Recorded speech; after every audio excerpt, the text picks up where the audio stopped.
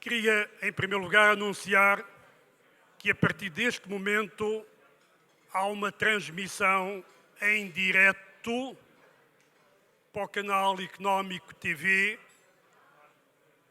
Poderão algumas outras televisões estar a fazer o mesmo ou somente a gravar para transmissões em diferido, mas pelo canal Económico TV, do Jornal Económico, que tem uma parceria connosco e que transmite todos os eventos em direto, já estamos a ser ouvidos e vistos em várias partes do mundo.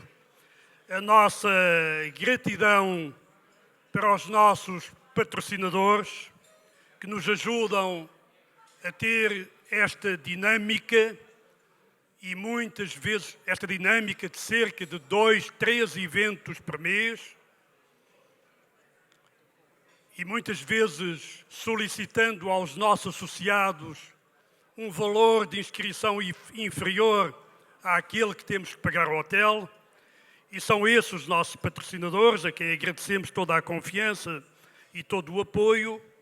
O Grupo 8, main sponsor, a AM48, a Carclass, o Grupo Bell e a Duartar. Passo de imediato a palavra ao meu colega Dr. Miguel Cardoso e Cunha, Presidente do Conselho Fiscal deste nosso clube, para apresentar formalmente o Sr. Primeiro-Ministro. Muito obrigado.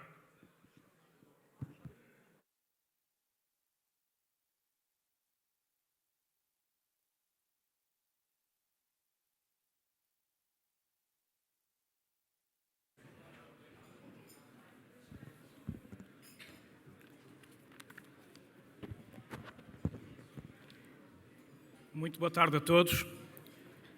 Espero que tenham tido um bom almoço. O nosso orador de hoje nasceu em Lisboa em 1961, é casado e tem 2 filhos. É licenciado em Ciências Jurídico-Políticas pela Faculdade de Direito da Universidade Clássica de Lisboa e pós-graduado em Estudos Europeus pela Universidade Católica de Lisboa. Foi deputado à Assembleia da República entre 91 e 2004. Foi membro da Assembleia Municipal de Lisboa entre 82 e 93 e vereador na Câmara Municipal de Loures entre 93 e 95.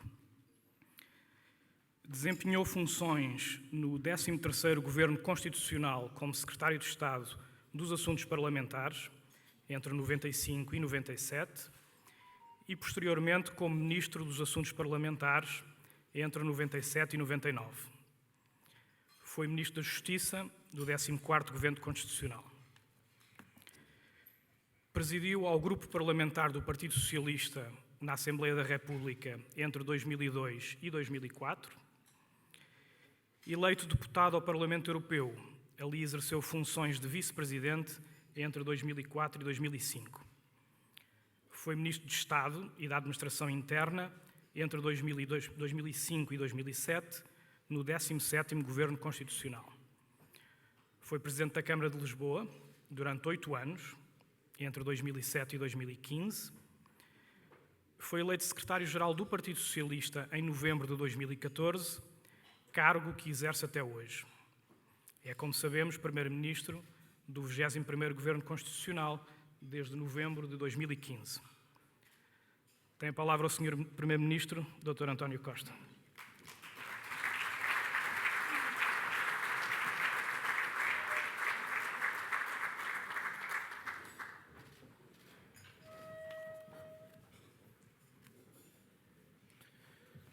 Bom, muito boa tarde a todos e a todos. Queria agradecer, na pessoa de Tomel Ramalho, mais uma vez um gentil convite para estar aqui convosco e pela primeira vez nesta qualidade de Primeiro-Ministro. A última vez que aqui estivemos, o país estava diferente do que está hoje. Desde 2017, pela primeira vez desde o início do século, o país está a crescer acima da média europeia. Foi assim também em 2018, está a ser assim em 2019 e mesmo as previsões mais pessimistas sobre a evolução da economia mundial continuam a dizer que será assim em 2020 e 2021. Este crescimento económico tem sido sobretudo sustentado pelo investimento empresarial e pela capacidade de exportação das empresas portuguesas. E tem permitido uma trajetória de queda muito acentuada do desemprego jovem, do desemprego de longa duração, tendo a taxa de desemprego geral descido de 12,6 para 6,7 e ao mesmo tempo em que o número de contratos que foram celebrados sem ser contratos a termo subiu significativamente. 92% dos 350 mil postos de trabalho criados foram com contratos definitivos e também num contexto de recuperação de rendimentos, não só do salário mínimo, que teve uma subida muito grande de 20% ao longo destes 4 anos, mas do conjunto dos salários, que teve em média uma subida de 9,2% ao longo destes 4 anos. Esta trajetória de crescimento foi essencial para que o país tenha encontrado um caminho sustentável de consolidação orçamental e de redução da sua dívida pública. Hoje temos o déficit mais baixo da nossa democracia. O ano passado foi 0,4. Este ano a meta que temos é que seja 0,2. E todos os indicadores internacionais indicam que, não obstante as ameaças que existem no quadro internacional, de guerras comerciais, do impacto do Brexit, de desaceleração ou mesmo risco de recessão em algumas das grandes economias europeias, a verdade é que a nossa economia tem continuado a progredir e dá sinais de continuar a poder progredir. Isto dito, temos que olhar para o futuro e perguntar o que é que temos que fazer mais e melhor, não só para sustentar esta tendência, mas para podermos reforçar esta tendência de crescimento. Há 4 grandes desafios estratégicos que eu julgo que o país enfrenta e para o qual tem que encontrar boas políticas para os poder enfrentar. É um desafio global, mas que tem uma expressão concreta também entre nós, que é o desafio das alterações climáticas. Não tenhamos dúvidas, nós somos mesmo dos países que estamos mais expostos aos riscos das alterações climáticas e em todas as suas dimensões. No risco da desertificação por falta de água em grande parte do sul do país, o risco de incêndio florestal, sabendo-se que o aumento de 1 grau na temperatura aumenta 6 vezes o nosso risco de incêndio florestal e também um risco muito significativo de erosão costeira, visto que um aumento de 2 graus implica uma subida média de 7 metros do nível das águas do mar e isso implica uma grande erosão da nossa costa. Ora, se tivermos em conta que o contestado por muito Acordo de Paris, aquilo que prevê é que se evite um crescimento superior a 2 graus, nós compreendemos bem que mesmo que o Acordo de Paris fosse cumprido por todos e no calendário inicialmente previsto, nós teríamos sempre um aumento do risco de incêndio e um aumento significativo do nível das águas do mar. O que é que isto quer dizer? Quer dizer que não nos basta o Acordo de Paris e que, pelo contrário, temos que ser mais ambiciosos nos nossos objetivos para poder gerir este desafio das alterações climáticas. Há um outro desafio, absolutamente fundamental, que é a transição para a sociedade digital. Essa é uma grande oportunidade para facilitar a vida dos cidadãos no seu dia-a-dia, uma grande oportunidade para a reforma dos procedimentos da administração pública e uma enorme oportunidade para as empresas. Como eu tenho dito, esta é a primeira grande revolução industrial onde nós não chegamos com um handicap como aconteceu com todas as outras. Porque nesta não há um problema de recursos naturais que nos impeça de aproveitar as vantagens da revolução digital. Não temos um problema de localização periférica relativamente à Europa e temos, por outro lado, uma qualidade muito grande de recursos humanos nas novas gerações, onde estamos acima da média europeia nas qualificações em matéria de ciências informáticas, que nos permitem encarar e agarrar esta oportunidade como uma grande oportunidade de transformação do nosso país. Mas, obviamente, como sempre, as revoluções também têm os seus custos. E um dos custos importantes que tem é que introduz um risco acrescentado de um reforço das desigualdades entre nós. Porque se na corte etária, entre os 15 e os 29 anos, nós estamos acima da média europeia, designadamente na capacidade de programação, naquela geração que é a minha e de muitos dos presentes, acima dos 55 anos, nós estamos francamente abaixo daquilo que são a média da União Europeia. E, portanto, para que esta revolução seja uma oportunidade para todos e não um risco de aumento das desigualdades, isto implica um enorme esforço de formação ao longo da vida, de reciclagem da atividade profissional e de reorientação. Porque sobre isso, a OCDE dá-nos dois indicadores muito claros. 14% dos empregos que hoje, ou melhor, das atividades profissionais que hoje existem vão desaparecer e 32% vão sofrer uma alteração profunda nas suas qualificações. E, portanto, isto é uma enorme oportunidade, mas simultaneamente um grande desafio para podermos responder quer à capacidade de investimento por parte das empresas, quer ao esforço de formação que temos de fazer. O terceiro grande desafio é o desafio das desigualdades. Eu acho que hoje é manifesto que todas as sociedades democráticas vivem uma enorme pressão de movimentos populistas, de movimentos xenófobos, de movimentos independentistas, de movimentos radicais, e o cerne situa-se na questão da desigualdade. É verdade que a globalização tem retirado centenas de milhões de pessoas da fome, da miséria e da pobreza, mas, ao mesmo tempo, tem aumentado o fosso das desigualdades, sobretudo nas sociedades mais desenvolvidas. E, como temos visto nos últimos anos, essas desigualdades têm uma expressão política hoje bastante diferente daquilo que tiveram no passado. Geram menos revoluções, mas geram muitas vezes rupturas muito significativas nas sociedades democráticas onde nos estamos inseridos.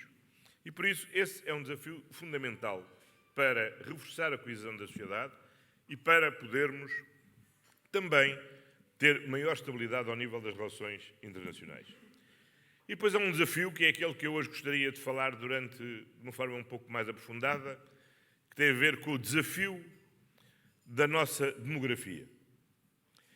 E vou-me concentrar neste, porque não é possível, com o tempo que me deu o Dr. Manuel Ramalho, falar aprofundadamente sobre todos, e que quero deixar espaço depois para o período de debate. Mas a questão demográfica é uma questão central em Portugal para o futuro do país. Vou-vos dar 3 números. Em 1990, o número de idosos por jovens com menos de 15 anos era de 68,1%. Em 2010, já era de 123,9%. E o ano passado já era de 159,4%. Ou seja, em 2 décadas, passámos de 68,1% de idosos por 100 jovens com menos de 15 anos para 159 idosos por jovens com menos de 15 anos. Há outra dimensão que é importante termos em conta. É que nós temos hoje uma baixa taxa de natalidade, mas há um enorme gap entre aquilo que é a fertilidade desejada e a fertilidade efetivamente ocorrida. Ou seja, as famílias querem ter mais filhos e não conseguem ter mais filhos. E, portanto, nós temos que, simultaneamente, para enfrentar este desafio, olhar para a população idosa e ver como é que organizamos a nossa sociedade para assegurar melhores condições de vida à população idosa, mas temos também agir para assegurar às jovens famílias a liberdade de poderem ter, efetivamente, os filhos que desejam ter e que essa fecundidade desejada não seja frustrada. As condições da população idosa são hoje um grande desafio ao nosso modelo de Estado Social. Isto significa, seguramente, que haverá mais pessoas a dependerem das pensões e, graças, felizmente, ao aumento da esperança de vida, dependerão das pensões durante mais anos. Isto implica um esforço muito grande de consolidação da nossa segurança social e da sua sustentabilidade. Nesta legislatura, fruto do grande crescimento do emprego e do crescimento dos rendimentos e também da diversificação das fontes de financiamento da Segurança Social, o Fundo de Estabilização Financeira da Segurança Social ganhou 22 anos de sustentabilidade. Ou seja, o recurso aos fundos do Fundo de Estabilização Financeira foram adiados por 22 anos para podermos assegurar a estabilidade do nosso sistema de segurança social. Mas exige, seguramente, que nós continuemos a manter este nível de emprego e de financiamento da segurança social por via do emprego, mas significa também que cada vez mais temos que diversificar novas fontes de financiamento para a segurança social, sobretudo tendo em conta que o impacto necessário da automação vai ser um aumento do valor acrescentado muito superior àquele que é o valor da massa salarial em cada uma das empresas. A existência de mais população idosa implica também que tenhamos melhores condições de proteção à população idosa. E uma meta que nos temos que propor, no quadro do objetivo da erradicação da pobreza, é a erradicação da pobreza entre os idosos. E não é impossível que aconteça. E por isso, um dos objetivos que temos para a próxima legislatura é poder elevar o complemento solidário para idosos, que já demonstrou no passado ser o instrumento mais poderoso e eficiente de reduzir a pobreza entre os idosos, e levá-lo agora até ao nível do limiar de pobreza, de forma a que não haja, entre os idosos, pessoas que estejam em situação de pobreza. Por outro lado, é necessário também assegurar de segurança aos idosos num bem que é fundamental para qualquer pessoa, que tem a ver com a habitação. E por isso é importante que, depois de muitos anos em que o país teve políticas de habitação que ou assentaram num desastroso congelamento das rendas e num perigoso incentivo à compra de casa própria por via do endividamento das famílias, foi muito importante que se tenha liberalizado o mercado de arrendamento. Mas, como muitas vezes acontece quando os bens são escassos, a liberalização do mercado de arrendamento não torna o acesso ao bem mais acessível e cria espaço para movimentos especulativos que temos que também prevenir, de forma a que a habitação não se torne um fator de desagregação social muito importante. E por isso a necessidade de garantir que os mais de 65 anos têm direito à estabilidade no seu contrato de arrendamento e têm direito a ver assegurada a proteção do seu direito à habitação é absolutamente essencial. Há depois uma dimensão muito importante que tem a ver com as novas necessidades que uma maior esperança de vida coloca sobre o nosso sistema de saúde. Hoje, como é generalizadamente conhecido por parte da ciência médica, muitas das doenças que hoje ganham prevalência significativa resultam do facto de hoje uma parte significativa da população atingir uma idade que antigamente não se atingia e onde, portanto, as pessoas faleciam antes de terem tido a oportunidade de ter as doenças de que muitos dos nossos idosos hoje padecem. E, portanto, o sistema de saúde tem também de se adaptar a esta necessidade e o investimento na rede de cuidados continuados integrados é absolutamente essencial para que possamos, no futuro, responder e assegurar uma vida digna a quem tem uma maior esperança de vida. Todos nós podemos olhar uns para os outros com satisfação, podemos ter uma esperança de vida mais elevada que os nossos pais e os nossos avós tivemos, mas também desejaremos gozar essa esperança de vida aumentada de uma forma igual, mais saudável do que o risco das doenças nos podem significar. Ao longo desta legislatura e no quadro do pacto estabelecido entre o Estado, a União das Mutualidades, a União das IPSS, a Associação das Misericórdias, foi possível aumentar em mais de 1072 as camas de cuidados continuados. Mas temos que fazer um esforço de duplicar o investimento nesta rede de cuidados continuados integrados, de forma a poder dar uma resposta efetiva às necessidades desta população. Mas, ao mesmo tempo que olhamos para os nossos idosos, há algo que é absolutamente essencial investir, que é em criar condições para que as jovens famílias tenham a efetiva liberdade de poder ter os filhos que desejam ter. Ora, o que é que hoje acontece às jovens famílias?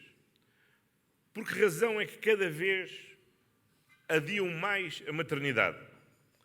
Porquê é que tantas vezes adiam a maternidade para uma idade onde depois é biologicamente difícil ter muitas vezes um segundo filho? Acontece porque, de facto, a sociedade tem criado um conjunto de mecanismos que não dão estabilidade suficiente para que as jovens famílias assumam e tenham a confiança de se poder constituir e, constituindo-se, poder terem os filhos que, efetivamente, desejam ter. Há, por isso, dois fatores aqui da maior importância para essa segurança. Um tem a ver com o acesso à habitação a custos acessíveis. É evidente que não podemos olhar só para o que aconteceu desde a reforma da lei das rendas, do arrendamento, feita na legislatura anterior. Porque coincidimos aqui com um conjunto de fenómenos que necessariamente criaram também uma situação anómala de mercado e que tenderá naturalmente a ser corrigida, quanto mais não seja, porque a procura da habitação não dá resposta ao preço da oferta da habitação. Mas mesmo tendo isso em conta, é essencial termos uma política de promoção do arrendamento acessível. Mudando aqui o paradigma da construção nova para a reabilitação, que é essencial no quadro de uma economia circular, da compra da casa própria para o arrendamento, o que é essencial para que não tenhamos uma nova geração de famílias endividada durante períodos muito longos e também para permitir maior mobilidade num mercado de trabalho onde nós temos que ter maior mobilidade nos locais onde podemos residir ao longo da vida, consoante as oportunidades de emprego que vão existindo. E para que isso aconteça, a nova geração de políticas de habitação não se limitou a olhar para a habitação social para responder às situações de carência e de pobreza habitacional. Olhou e fixou-se também na classe média e na criação de mecanismos para que haja arrendamento a custos acessíveis. Obviamente não pode ser o Estado a fixar o preço, administrativamente, do preço da habitação e por isso o arrendamento acessível tem que variar de acordo com as características do imóvel, com a localização do imóvel, mas deve procurar ter um objetivo que é que a taxa de esforço da habitação não ceda 1/3 do arrendamento líquido de cada família. E para isso há uma oferta que o Estado pode e deve promover, como está a fazer, que os municípios podem e devem promover, como estão a fazer, mas também através da criação de incentivos fiscais, como os que hoje existem, para que os agentes privados possam também colocar os seus imóveis em regime de renda acessível. No fundo, trata-se de assegurar uma isenção na tributação em sede de IRS ou de IRC dos rendimentos prediais, que hoje têm uma taxa liberatória de 28%, em contrapartida do aluguer 20% abaixo do preço de referência na respectiva freguesia. Creio que é um incentivo importante, que muita gente ainda não conhece, mas que é essencial, porque a capacidade do Estado e dos municípios será insuficiente para assegurar uma oferta necessária de habitações a arrendamento acessível. Por outro lado, no próximo dia 1 de outubro, entrará em vigor a nova legislação laboral, que foi fruto de um importantíssimo acordo celebrado em sede de concertação social e que visa o objetivo de reduzir a precariedade no mercado de trabalho. O combate à precariedade é obviamente fundamental para quem trabalha, para ter perspectivas e confiança no seu futuro. Mas é também absolutamente essencial para a melhoria da produtividade das empresas. Porque a melhoria da produtividade das empresas depende certamente do seu investimento na tecnológico, mas que no que diz respeito à produtividade do trabalho, dependem muito do grau de qualificação de quem trabalha. E isso implica formação e investimento muito forte na formação ao longo da vida. E esse esforço de formação ao longo da vida é um investimento que só é compensado se depois, o formando, contribuir para o desenvolvimento da atividade empresarial, para a melhoria da sua produtividade, para o acrescente de valor aos produtos e aos serviços que são transacionados de uma forma duradoura. É por isso um interesse comum de ambas as partes, o combate à precariedade.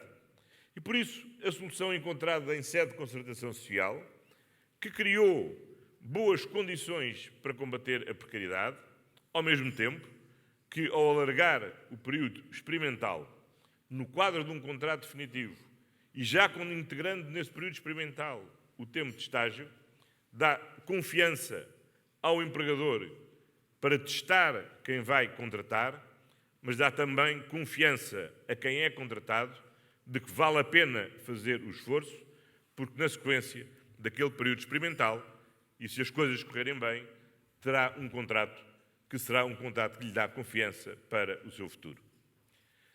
Temos, por isso, que criar condições no conjunto da sociedade para que as jovens gerações tenham confiança no futuro. Isso depende da habitação, isso depende do emprego.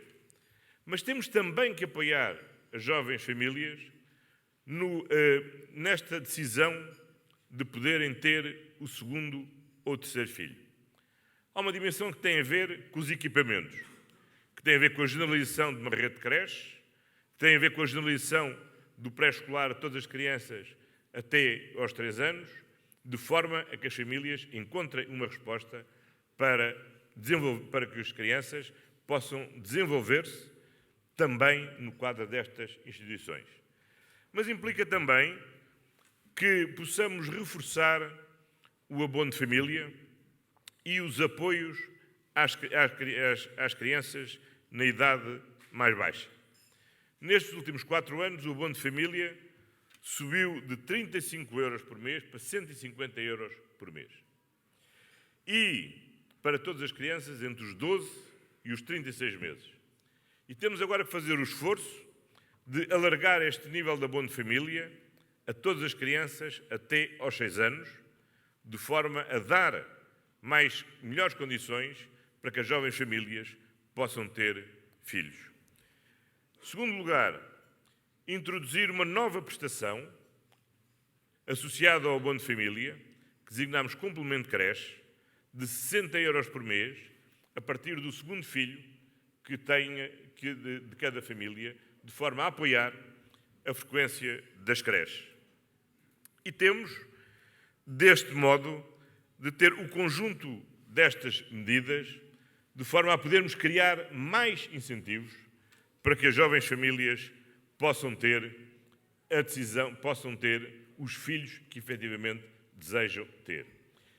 E investir na inversão da nossa tendência demográfica é absolutamente vital para o futuro do país, para a sua subsistência enquanto tal, para aumentar o nosso potencial produtivo, que temos que saber e ser capazes de aumentar, e também para ajudar à sustentabilidade futura do nosso modelo social.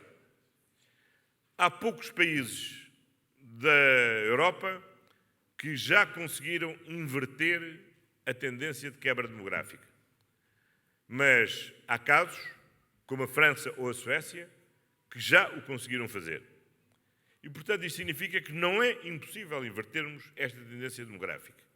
Mas, para isso, temos de ser capazes de, coletivamente, adotar este conjunto de políticas integradas que reforcem, efetivamente, a confiança para que as famílias possam ter os filhos que desejam ter. Último ponto. Obviamente, não bastarão as políticas de natalidade para podermos corrigir aquilo que é a nossa tendência demográfica e, em particular, as necessidades que os empregadores já hoje sentem em muitos setores de atividade e em praticamente todas as regiões de carência de recursos humanos. Temos que associar aqui também políticas imigratórias que sejam inteligentes. É verdade que, felizmente, desde 2017, e depois de quase uma década de saldos migratórios negativos, desde 2017 estamos a ter saldos migratórios positivos. Ou seja, há mais pessoas a virem para Portugal do que pessoas a saírem de Portugal. Mas temos que acelerar esta dinâmica se quisermos responder às necessidades efetivas de podermos prosseguir uma trajetória de crescimento económico sustentável. E nós temos que ter essa ambição, porque não podemos desistir de um objetivo fundamental, que é termos uma década de convergência com a União Europeia. Durante 10 anos consecutivos, crescermos acima da média da União Europeia. E para que isso aconteça, temos também de resolver os problemas de carência de recursos humanos e temos que ter uma política migratória inteligente para esse fim. Isso implica necessariamente agilizar os mecanismos de concessão de vistos. Isso passa, designadamente, por conseguirmos concluir no quadro da CPLP o acordo de liberdade de residência que assegura a liberdade de circulação dentro do espaço da CPLP, mas exige também que façamos o esforço de procurar atrair e fazer regressar ao país muitos daqueles que há mais anos ou há menos anos partiram para fora e que agora temos que ajudar a criar condições para que possam voltar ou pela primeira vez vir para Portugal e ajudar-nos a construir o futuro do país. Foi nesse sentido que criámos o programa Regresso, que tem não só uma prestação de apoio à mudança, como oferece, sobretudo, durante um período relativamente alargado, uma redução em 50% da coleta em sede de IRS. Bem sei que não basta o incentivo fiscal para que muitos dos postos de trabalho que são necessários preencher em Portugal sejam competitivos relativamente às ofertas que existem noutros mercados. E esse é seguramente um dos grandes desafios que, em sede de concertação social, vamos ter que discutir no início da próxima legislatura, que é saber como é que coletivamente conseguimos melhorar o nível de rendimento de forma a podermos fixar e atrair melhor talento que contribuam para uma melhor produtividade das empresas e uma maior competitividade da nossa economia. Hoje, creio que já ninguém tem dúvidas que uma empresa, para ser competitiva a vender, tem de começar por ser competitiva a contratar os melhores recursos humanos para poder ser depois competitiva naquilo que vende ou nos serviços que presta. E, objetivamente, temos que nos ajudar uns aos outros, porque sabemos bem qual é o esforço que as empresas têm que fazer para acompanhar uma melhor política de rendimentos, mas também todos conhecemos as limitações que o Estado tem para, por via das transferências não monetárias, ir contribuindo para melhorar o rendimento disponível das famílias, como o tem feito. Falo seguramente em matéria fiscal, com a redução da taxação em IRS, que terá que alargar-se com a criação de mais escalões que permitam uma melhor progressividade, desonerando mais fiscalmente a classe média, como tem feito com a distribuição gratuita dos manuais escolares, como tem feito de uma forma muito significativa com os novos passos únicos, que para muita gente significou poupanças numa família de mais de 300 euros por mês, o que significa muito dinheiro de aumento do rendimento líquido disponível, mas o Estado também, tal como o Estado compreende que as empresas têm limitações na capacidade de resposta ao crescimento dos salários, estou certo que as empresas também compreendem as limitações que o Estado tem para poder crescer muito mais as transferências não monetárias para melhorar o rendimento líquido disponível. É por isso que temos que fazer todos uma coligação para podermos, em conjunto, contribuir para melhorar o nível de rendimento, sem que isso afete a competitividade das empresas e sem que isso afete também a estabilidade macroeconómica em Portugal. Porque creio que ninguém hoje verdadeiramente tem dúvidas, mesmo aqueles que desvalorizam o esforço feito para a eliminação do déficit, que a saída do procedimento por déficit excessivo, a alteração das notações da dívida da República, as sucessivas revisões positivas do outlook da nossa economia pelas agências de rating, têm dado um contributo muito importante para a redução da taxa de financiamento da República, mas também das empresas e também das famílias. Bem sei que isso é um problema para a atividade bancária, Sr. Engenheiro Faria de Oliveira, mas a verdade é que é um ganho muito significativo para o conjunto do país e para o conjunto da economia. Mas para que essa trajetória se mantenha, é absolutamente essencial podermos manter a estabilidade.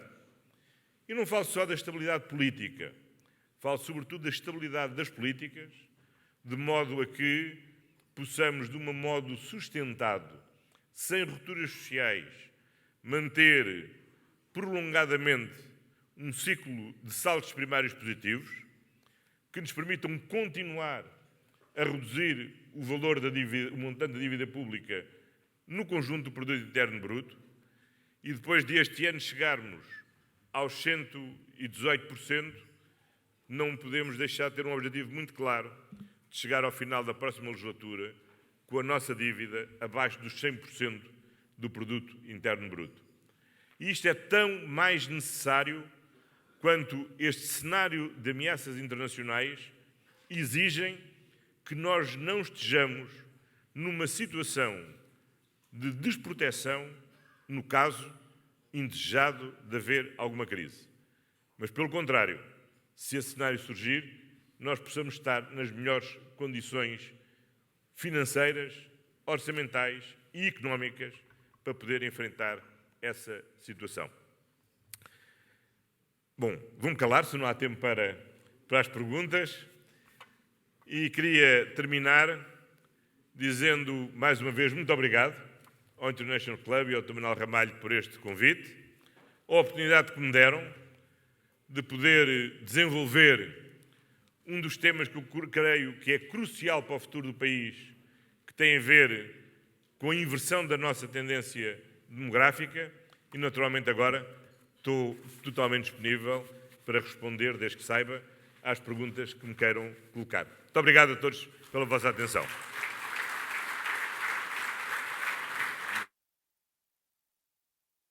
A mesa vai ser puxada aqui mais para o centro. Vou fazer isso muito rapidamente. Vão-te servir também 2 cafés, não é, Rui? Muito bem. disse ao Dr. Paulo Portas que tinha que ser 4 ou 5.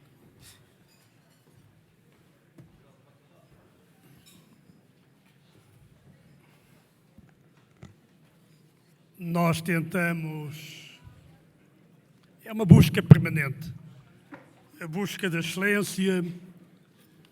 Estamos sempre a tentar que não ocorram falhas, mas todos sabemos, nós que andamos na vida ativa, em várias instituições, empresas, todos sabemos que esse objetivo nunca será alcançado. Houve aqui um esquecimento quando da apresentação dos novos associados, refiro-me à empresa Vasco Constrói, as nossas desculpas, engenheiro Augusto Vaz, por nos termos esquecido de si, não ficou na fotografia com o Sr. Primeiro-Ministro, ficará talvez na próxima legislatura, se o Sr. Primeiro-Ministro ganhar as eleições.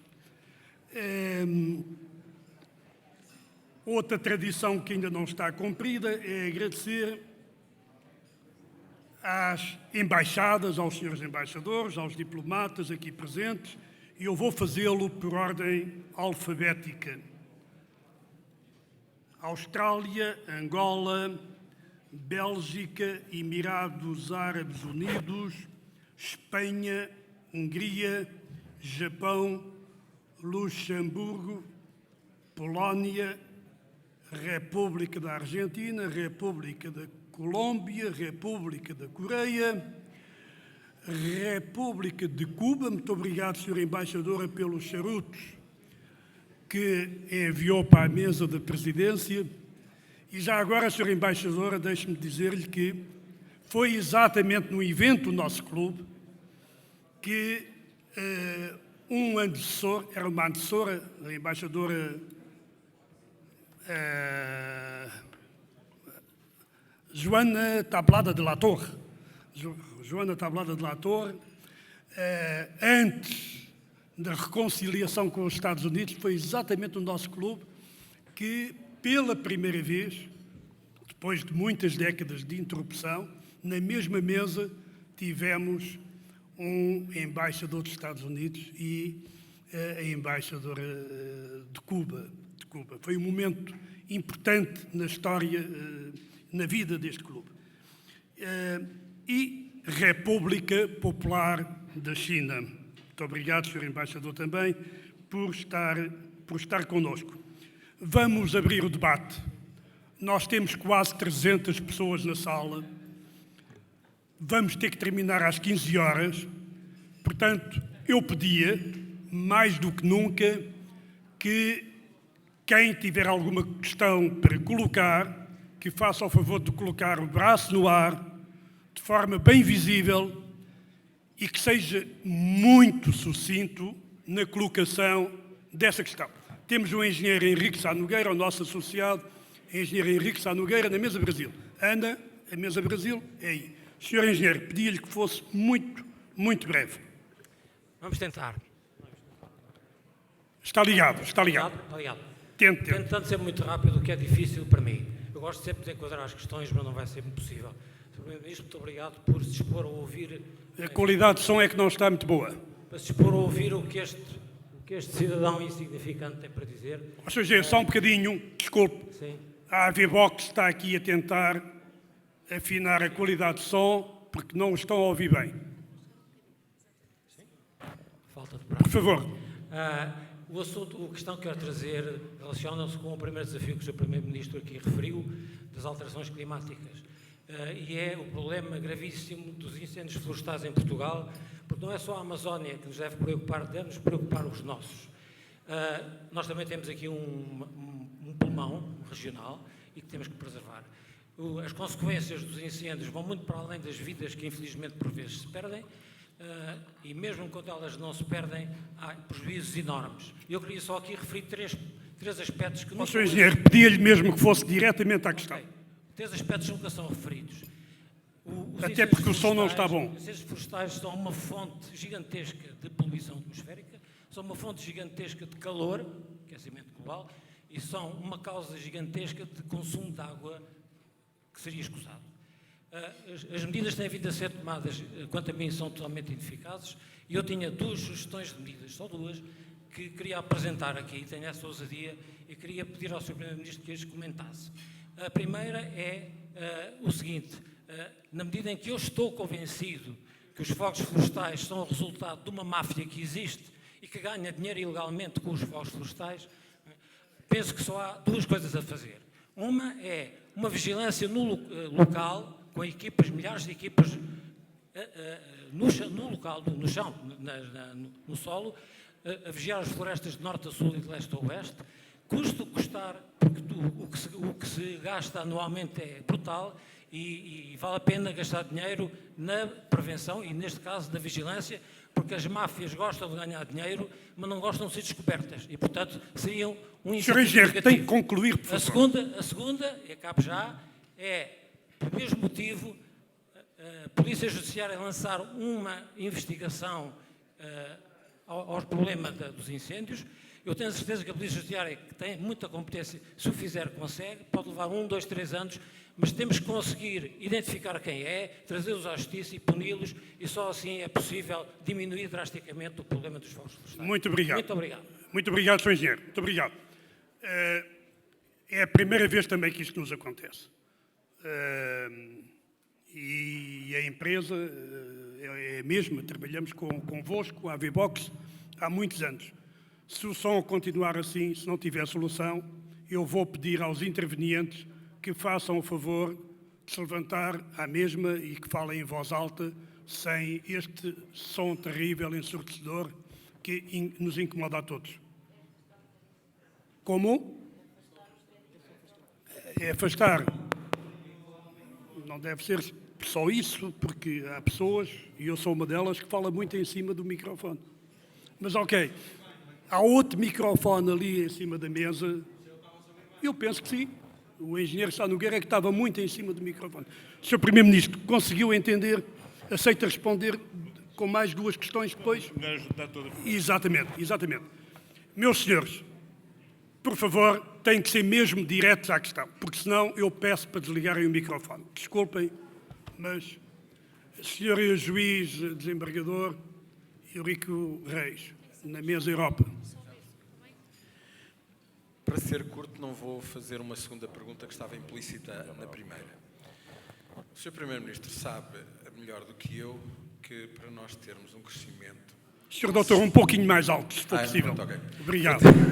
Quis afastar demais. Para termos um crescimento consistente do nosso produto interno bruto, uma criação efetiva de riqueza e não uma riqueza especulativa, nós temos que apostar numa área que se chama a economia baseada no conhecimento, que é aquela que assenta na colocação em prática dos direitos de propriedade industrial, portanto, as patentes, marcas, etc. E em Portugal o número de patentes é ridículo, comparado com outros países da nossa dimensão, mas também nas indústrias culturais, que é aquelas onde, portanto, enfim, é o campo de exercício do direito de autor e dos direitos de propriedade intelectual. Só assim é que nós teremos uma forma consistente de criar riqueza, de diminuir a produção, ou melhor, diminuir o nosso déficit, os vários déficits que nós temos. Sr. Doutor, pedia-lhe que abreviasse, por favor. Portanto, o que é que o Sr. Primeiro-Ministro vai fazer acerca disso? Segundo, mesmo rápido, nesta área, as decisões judiciais não podem ser tomadas em prazo razoável, têm que ser tomadas em tempo útil. O sistema judicial em Portugal não ajuda ao desenvolvimento económico. O que é que Vossa Excelência também vai fazer acerca disso? Muito obrigado, Sr. Doutor. Vamos mudar de microfone porque ficou confirmado que o problema não era só da proximidade, é do microfone ou do som, não sei. O engenheiro Luís Miramaral, na mesa Portugal. Senhor engenheiro Luís Miramaral, por favor, seja breve. Senhor Primeiro-Ministro, eu sou daqueles que valoriza muito positivamente a sua determinação no controle do déficit público.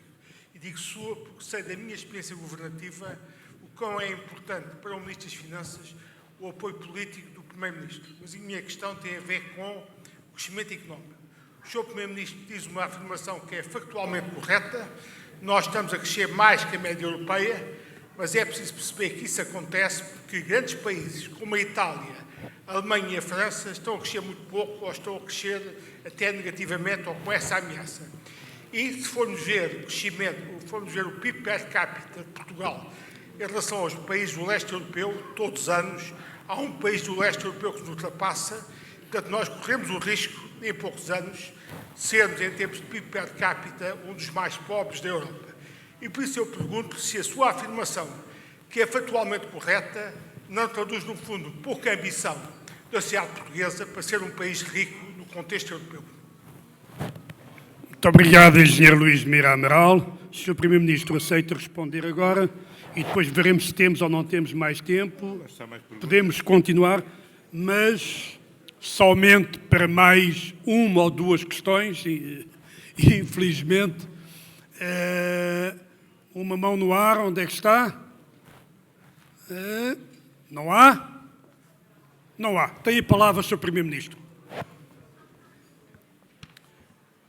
Ora bem, muito obrigado pelas questões que foram colocadas. Em primeiro lugar, relativamente à questão dos incêndios florestais.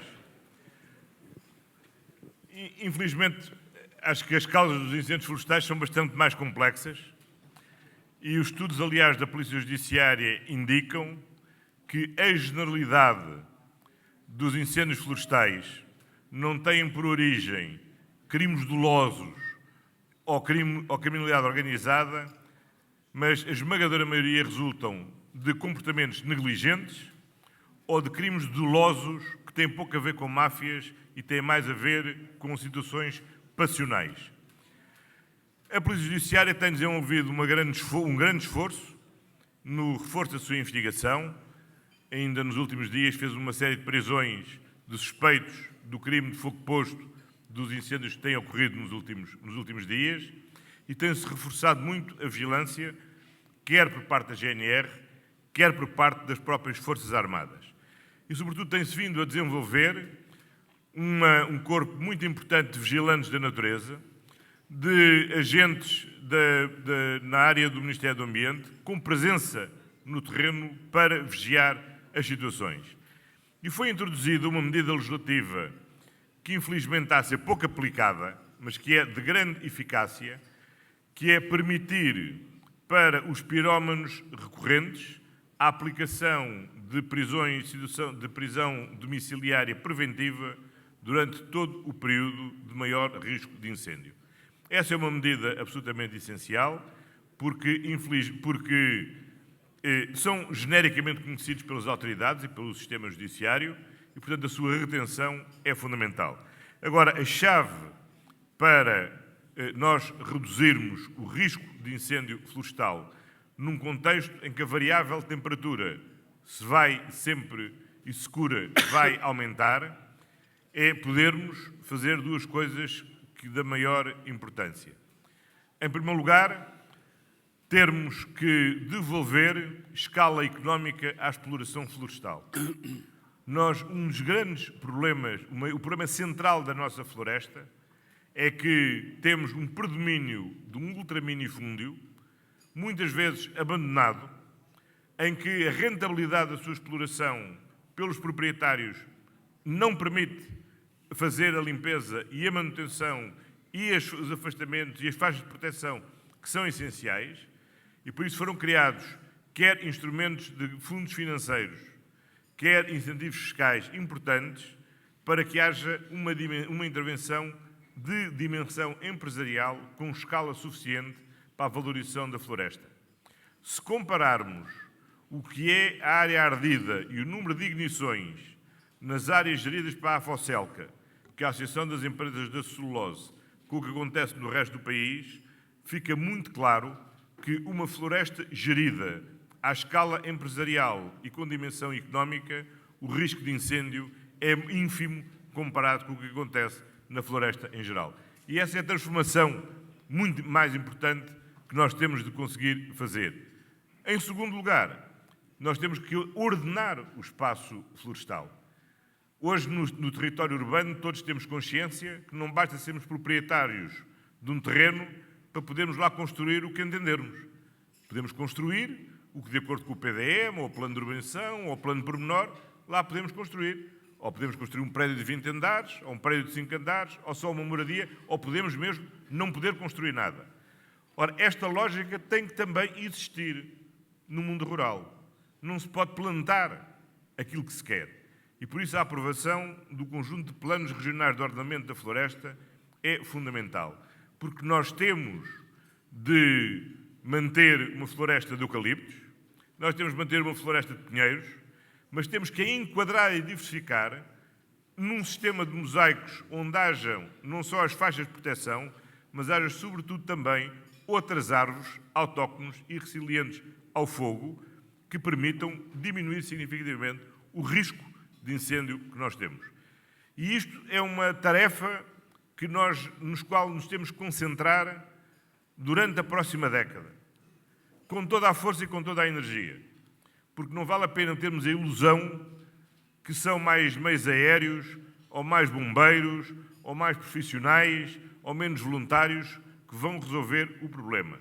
O problema é um problema estrutural da composição da nossa floresta e nós temos que ser capazes de fazer isto. Porque convém não esquecer o seguinte: a generalidade das áreas que ardem são áreas onde nunca houve floresta até aos anos 40. E onde verdadeiramente a floresta é contra a natura. E a sua substituição do pinheiro pelo eucalipto para alimentar a indústria da celulose agravou ainda essa dinâmica do problema. E, portanto, nós temos mesmo que fazer a reestruturação florestal. Não podemos agora retirar, desmatar tudo o que foi florestado. Mas temos de ter uma floresta bem ordenada para que o risco diminua muito significativamente. Questão do Sr. Desembargador Eurico Reis. É verdade que a justiça económica tem que ser mais ágil. Ao longo dos últimos anos diminuíram 35% as pendências e o sistema de justiça está a responder melhor do que era habitual responder. E essa diminuição de 35% das pendências é um sinal positivo. Mas temos que ser capazes de acelerar.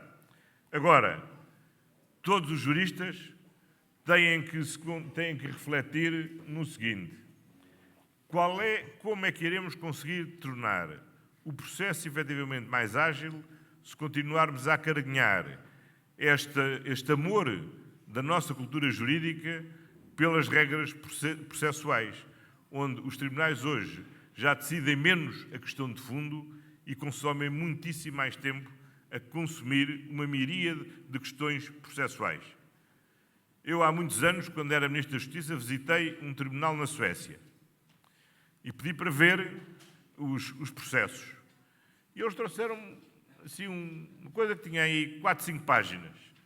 E eu disse: não, mas eu queria ver o processo completo. Eles disseram: não, mas isto é o processo completo. Está aqui a petição inicial e está aqui a sentença. Eu disse: mas então o que é a petição inicial? Bom, a petição inicial era uma carta de 20 linhas. E depois havia uma carta de resposta e depois havia uma decisão também muito sucinta. Eu disse: bom, mas que processo é este? De que é que trata? Isto era um processo de despejo. Era um processo de despejo. E, de facto, o processo de despejo era simples. A carta o que é que dizia? Traduzir uma carta naturalmente. A carta dizia: bom, eu sou proprietário deste prédio, aluguei este andar pela renda de X. Este senhor não paga há não sei quantos meses a renda, portanto, deve ir para a rua. Do outro lado responderam: é verdade, este senhor caiu no desemprego, está agora a atravessar dificuldades económicas, pedimos que haja aqui uma moratória para poder voltar a pagar em condições normais. E o juiz decidiu: moratória durante 6 meses, se ao fim de 6 meses não voltar a pagar, está despejado. Bom, e era isto. Agora, verdadeiramente, o que é preciso mais para discutirmos esta questão? Em Portugal teríamos seguramente uma petição inicial de 20 páginas, com muitas citações doutrinárias, vários acórdãos do Supremo, da relação, etc. Teríamos uma contestação com N impugnações por exceção, por não sei o quê, e depois teríamos uma dote da sentença de 40 páginas, que era um verdadeiro tratado de direito do arrendamento. Pronto.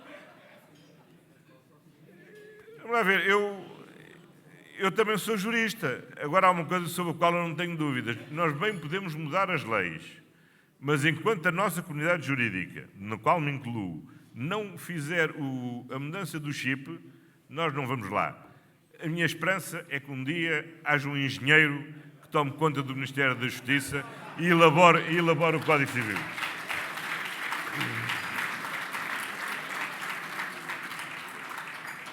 Sr. Engenheiro Faria de Oliveira, se já estiver farto da banca, já tem tarefa. A economia baseada no conhecimento é obviamente o que é fundamental para podermos crescer, e aqui vou juntar depois a resposta ao engenheiro Mira Amaral, porque só investindo em mais conhecimento nós podemos subir na escala de valor. E hoje só podemos competir pela qualidade, pelo valor e não seguramente com base no baixo custo. Além mais, não é preciso inventar a roda, é preciso olhar o que é que aconteceu naquelas indústrias que há 20, 30 anos se deram como mortas, como o calçado, como o têxtil, como o agroalimentar, e perceber o que é que lhes aconteceu. Porque como é que hoje o nosso calçado, que estava condenado há 20 anos ou há 30 anos, está hoje a bater-se com a França para ter o segundo melhor preço mundial e só não se consegue bater com a Itália, porque a Itália, enfim, levaremos mais anos a conseguirmos bater com a Itália. Aconteceu porque, efetivamente, abandonámos a lógica da contrafação, abandonámos a lógica do trabalho infantil, e passámos a investir em melhor tecnologia, em melhor design, em maior investigação na qualidade das peles, na qualidade dos materiais, na inovação, e foi isso que permitiu fazer a mudança extraordinária que aconteceu no calçado. Porque é que há 20 anos atrás nós tínhamos que olhar bem para a carta dos vinhos antes de escolher o vinho, e hoje podemos beber um vinho qualquer que é preciso muito azar para que o vinho saia mau? A razão fundamental é que, para além da uva, da qualidade do solo, o vinho passou a ter um componente que não tinha antes, que era conhecimento. E esse conhecimento que a enologia trouxe ao vinho foi isso que fez com que o vinho hoje tenha uma qualidade que anteriormente não tinha.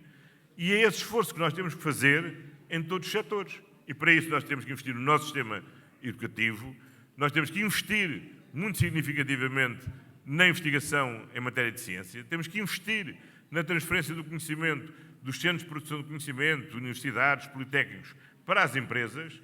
Temos que ter nas empresas recursos humanos qualificados que saibam aproveitar esse conhecimento e recursos humanos qualificados que saibam que nada sabem e que têm que ir procurar o saber onde ele está. E é assim que nós conseguiremos manter uma trajetória sustentável de internacionalização da nossa economia. E a verdade é que isso aconteceu e tem vindo a acontecer no país, e não foi só nestes 4 anos. É uma trajetória longa. Nós temos 20 anos de crescimento constante das nossas exportações, e esse crescimento deve-se a esta mudança estrutural que, evidentemente, tem vindo a existir na nossa economia. E é por isso que há 10 anos as exportações pesavam 28% no produto, hoje pesam 44%, e temos que ter o objetivo de, na próxima década, chegarmos aos 50% do peso das exportações no conjunto do nosso produto interno bruto. É verdade também aquilo que o Sr. Engenheiro Mira Amaral disse. Dissemos, aliás, ambas verdades. Nós estamos a crescer acima da média europeia, mas há países da União Europeia que crescem mais do que nós. E temos que ter a ambição de os poder acompanhar. Muitos destes países estão exatamente na situação em que nós tivemos entre 86 e 2000. Também tivemos taxas de crescimento extraordinariamente altas para aquilo que era o comportamento normal e tradicional da nossa economia. Eu não quero relativizar isso, mas a verdade é que a generalidade desses países que têm crescimentos muito superiores aos nossos são países que não estão a crescer ao mesmo tempo que estão a fazer o esforço que nós estamos a fazer de redução do déficit e de desalavancagem global da economia, seja pelo Estado, seja pelas empresas, seja pelas famílias. Se, não quero ofender a senhora embaixadora do Reino de Espanha, mas tivéssemos nós o déficit que a Espanha tinha, e estávamos a crescer mais do que está a crescer a Espanha. Agora, nós não temos nem podemos ter esse nível de déficit, porque nós temos que continuar a ter duradouramente saldos primários positivos para poder abater, efetivamente, uma dívida enorme que nós temos. E, portanto, como na economia não nos podemos focar nunca num único objetivo, mas temos que ter a política que, de uma forma mais equilibrada, otimize a prossecução dos diferentes objetivos que nós temos, isso significa, efetivamente, um constrangimento à nossa capacidade de crescimento. Quando eu há pouco disse que nós crescemos, sobretudo, graças ao investimento privado e graças às exportações, isto também quis dizer que não crescemos, sobretudo, graças ao investimento público. Que o investimento público tem que crescer, isso tem que crescer. Mas para nós podermos crescer, aumentar o investimento público, nós temos de o continuar a fazer de uma forma que seja sustentável do ponto de vista macroeconómico. Porque se nós descarrilamos relativamente ao déficit, ou se descarrilamos relativamente à trajetória da dívida, não só isso pagamos imediatamente na subida da taxa de juros, como se a tal crise que dizem que pode vir aparecer mesmo, nós estamos menos protegidos. Nós conseguimos, bem, há 3 anos, a nossa taxa de juro da dívida há 10 anos era 4%. Agora estamos neste momento já ao nível, depois conseguimos ultrapassar a Itália. E foi uma grande vitória. E depois andámos a ver quando é que apanhámos a Espanha. E conseguimos atingir o nível da Espanha, 10ª, milésima. Tem variado às horas. Há umas horas que estamos melhores, há outras horas que a Espanha está melhor. Bom, esperemos que todos os dias chegar um bocadinho abaixo da Espanha. Agora, esta trajetória é absolutamente fundamental. Isto significa que este ano nós vamos pagar menos 2 mil milhões de euros de juros do que estávamos a pagar em 2015. E é isso que nos permite, por exemplo, reforçar o investimento em saúde ou reforçar o investimento em educação sem aumentarmos o déficit. Agora, há falta de ambição. Eu não acho que há falta de ambição. Quando eu olho para os concursos que lançamos no Portugal 2020 e vimos as empresas a concorrerem, como estão a concorrer para obter financiamento para a sua modernização, eu não sinto falta de ambição da parte das empresas, pelo contrário. Quando vejo as empresas a contratarem 92% com contratos definitivos, vejo as empresas com confiança relativamente à trajetória que vamos ter no futuro. Agora, há aqui um problema, há uma outra realidade que nós não podemos ignorar. É que nós perdemos riqueza estrutural e capacidade produtiva muito significativamente durante aqueles 10 anos de crise. Não foram só as empresas que fecharam. Não foram só os 300 mil portugueses que emigraram. Foi a enorme desatualização de muito do parque tecnológico das empresas, que está agora a ser renovado e que vai seguramente dar frutos no futuro. E, portanto, eu acho que nós temos que ter este objetivo de não só crescermos acima da média europeia, como crescermos o mais possível todos os anos. Agora, o que não podemos é deprimir-nos com a ideia de que há outros que estão a crescer mais do que nós. E, sobretudo, quando fizermos essa comparação, não podemos deixar de ter em conta qual é a situação em que esses países efetivamente estão na sua trajetória de crescimento.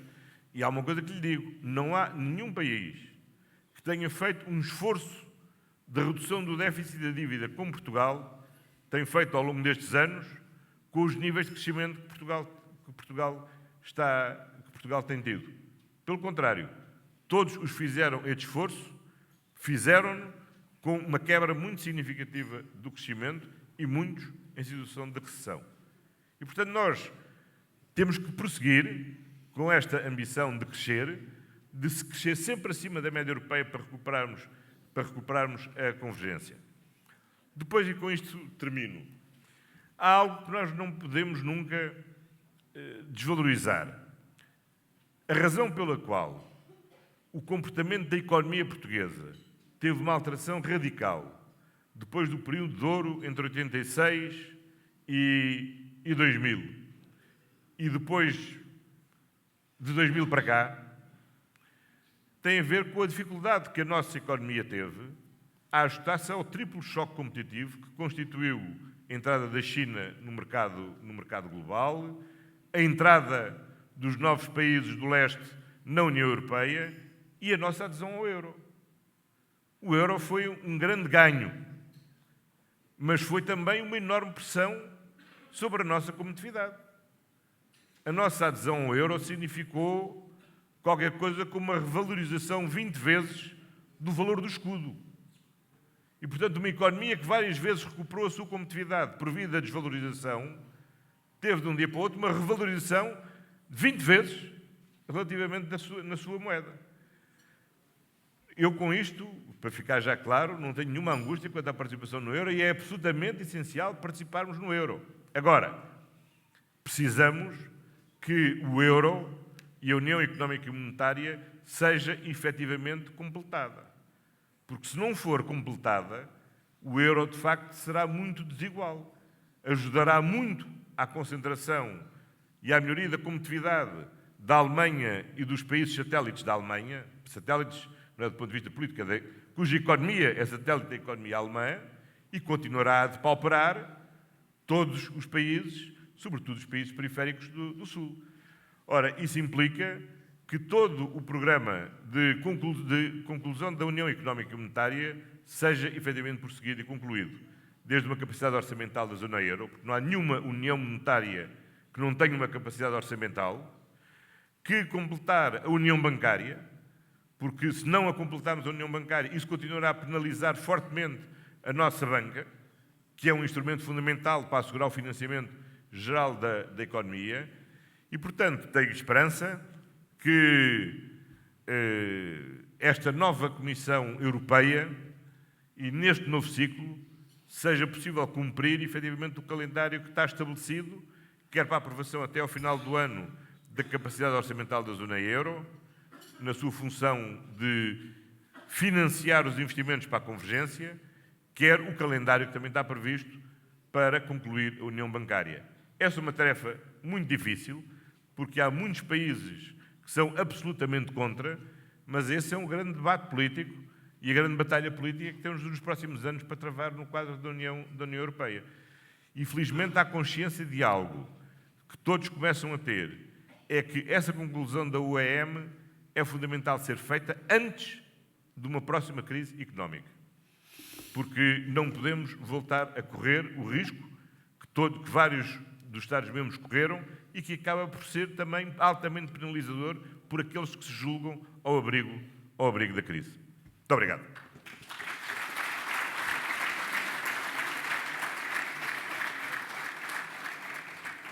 Senhores Ministros, Senhores Secretários de Estado, Senhores Embaixadores, Senhores Deputados, deputados de vários partidos, incluindo o PSD, queridos associados, distintos convidados, muito obrigado por terem estado uma vez mais conosco. Ainda este mês realizaremos um evento cuja data e orador anunciaremos no início da próxima semana. Senhor Primeiro-Ministro, foi uma honra ter voltado a recebê-lo nesta sua casa, creio que pela quinta vez. Estamos a poucas semanas de mais um importante ato eleitoral para o nosso país. E o que é que eu, como responsável máximo por uma instituição isenta e independente, como é o International Club of Portugal, posso desejar? Nós sabemos que tudo indica que o senhor, ou seja, o seu partido, vai ganhar as próximas eleições. Consta-me que provavelmente por maioria absoluta, mas eu só posso dizer que, se for bom para Portugal, eu desejo que o senhor ganhe.